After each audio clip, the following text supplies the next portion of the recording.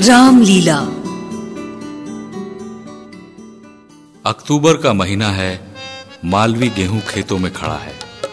धूप अच्छी लगने लगी है। शाम ढले दादा लड़के की गर्दन में ब्लू मफलर लपेट दिया करते और वो दौड़ता हुआ मोहल्ले की रामलीला देखने पहुंच जाता। ये कोई नाटक कंपनी नहीं जहां टिकट लेना पड़े। एक प्राइमरी स्कूल का अहाता, इमली के पेड़ तले मांगी हुई चंद लालटेनें और धोबन से ली हुई साड़ियों का बैकड्रॉप। ज्यों ही बेलन से थाली बजी, खेल शुरू हुआ। वो पान वाले शंकर का भाई स्कूल के ड्रिल मास्टर की निकर पहने हनुमान बन जाता, सिर्फ चेहरे पर धूल मले। हाँ, रावण जी तो वो मोटा मिट्ठू लगे जो आटा पीसने की चक्की पर बैठे हैं। कैकई कौन बना, लड़का उसे पहचान ना सका। एक तो औरत बने, ऊपर से कलुए मुंह पर राख मलकर नखरे करे। कासिम मियां इंदौर छावनी के शादी ब्याह के बैंड मास्टर, लेकिन रामलीला के लिए ढोल और बांसुरी का सुर मिलाते हैं। वो रामलीला से लौटती भीड़ में घिरा लड़का चलते चलते अपने आप को इस खेल के किसी एक पात्र में ढूंढना चाहता है। घर पहुंचने में जानबूझकर देर करता है ताकि जितने पात्र हैं अपने ख्याली स्टेज पे थोड़े थोड़े अदा कर ले।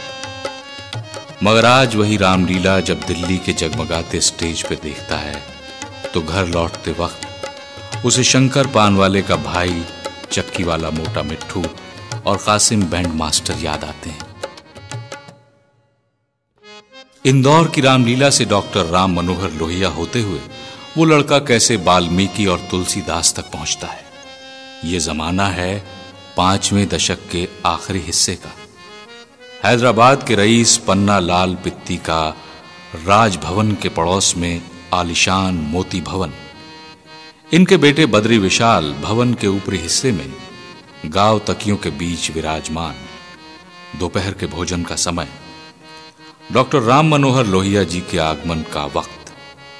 गांव तकियों के चारों तरफ खादीधारी बंडियों पर समाजवादी फीते लगाए अदब से खड़े हैं।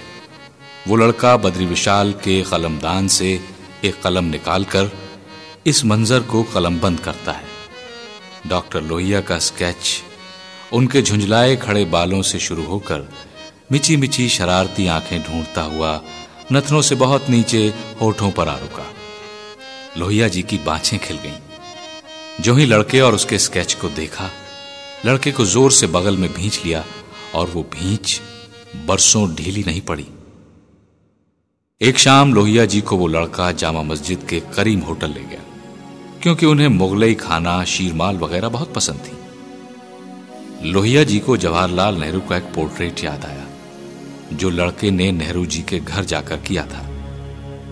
लोहिया जी ने कौरमे की प्लेट को चम्मच से हल्के हल्के खनखनाते हुए लड़के की तरफ देखा और बोले, ये तुम्हें क्या सूझी कि नेहरू का पोर्ट्रेट बनाने बैठ गए? हाँ, एक पोर्ट्रेट जो इलस्ट्रेटेड वीकली में छपा है वो इसलिए ठीक लगा कि उसमें नेहरू डूबता दिखाई देता है, जैसे पानी गले तक चढ़ गया हो।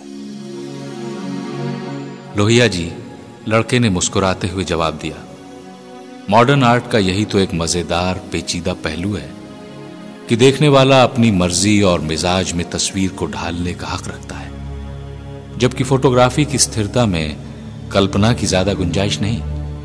एक लिहाज से मॉडर्न आर्ट का मिजाज अमीराना नहीं बल्कि डेमोक्रेटिक है। जैसे कि देखने में व्यक्तित्व शाहाना हो, लकीरों का तनाव खुददारी का ऐलान करता हो, रंगों की शोखी स्वाभिमान से संपूर्ण हो। लोहिया जी ने लड़के की पीठ थपकी, जैसे शाबाशी दी हो, और विषय बदलते हुए पूछा, ये जो तुम बिरला और टाटा के ड्राइंग रूम में लटकने वाली तस्वीरों में घिरे हो, जरा बाहर निकलो, रामायण को पेंट करो। इस देश की सदियों पुरानी दिलचस्प कहानी है। गांव गांव गूंजता गीत है, संगीत है, और फिर इन तस्वीरों को गांव गांव ले जाओ। ये शहर के बंद कमरे जिन्हें आर्ट गैलरी कहा जाता है, लोग वहां सिर्फ पतलून की जेबों में हाथ डाले खड़े रहते हैं। गांव वालों की तरह तस्वीरों के रंग में घुल मिलकर नाचने गाने नहीं लगते।